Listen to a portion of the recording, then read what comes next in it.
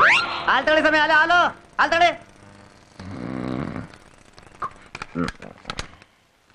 Hello ಕಳ್ಳ fridge Sudhaman ಮನೆಯಾಗೆ fridge. ಓ fridge fridge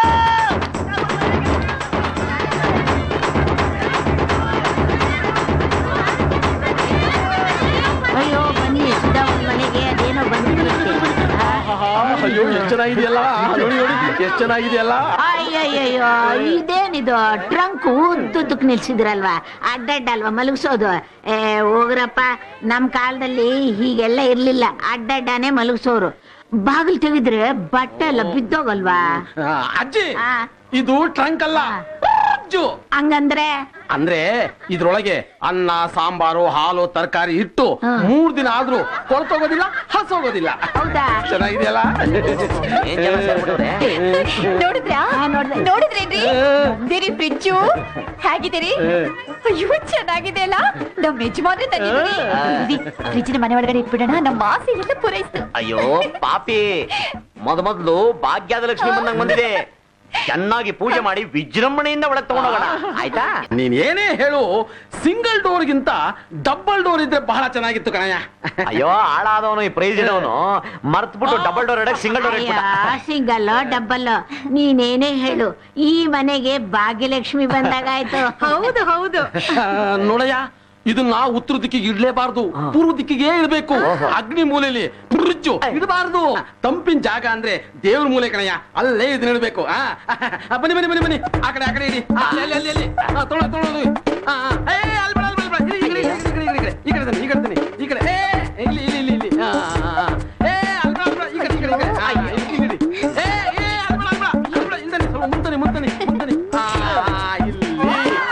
ಏನೋ ಈ ಮನೆ ಸೂಟೇ ಆಗ್ತಿಲ್ಲ.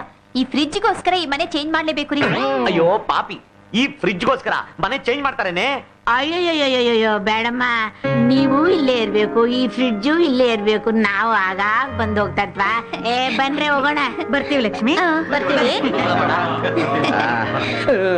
ಸುಧಾಮ ಚೆನ್ನಾಗಿ ನೋಡ್ಕೊಳಯ್ಯ ನನ್ನ ಹೆಂಡತಿನ ಫ್ರಿಡ್ಜ್ನ. ಕರ್ಮ ನನ್ನ ಮಕ್ಕಳು. ರೀ ನೀವ್ ಪಕ್ಕಕ್ಕೆ ಬನ್ರಿ. ಈ ಫ್ರಿಡ್ಜ್ಗೆ ನಿಮ್ಗೆ ಒಂಚೂರು ಮ್ಯಾಚ್ ಆಗ್ತಿಲ್ಲ. ಈ ಫ್ರಿಡ್ಜ್ ಪಕ್ಕದಲ್ಲಿ ನಿಂತ್ಕೋಬೇಕು ಅಂದ್ರೆ ನೀವು ಸೂಟು ಬುಟ್ಟು ಹಾಕೊಳ್ಳೇಬೇಕು. ಲೇ, ನಿಂಗೆ ಬಟ್ಟೆ ಚಿಟ್ಟವ್ರು ಏನೋ ಗೊತ್ತಾ? ಯಾಕೆ?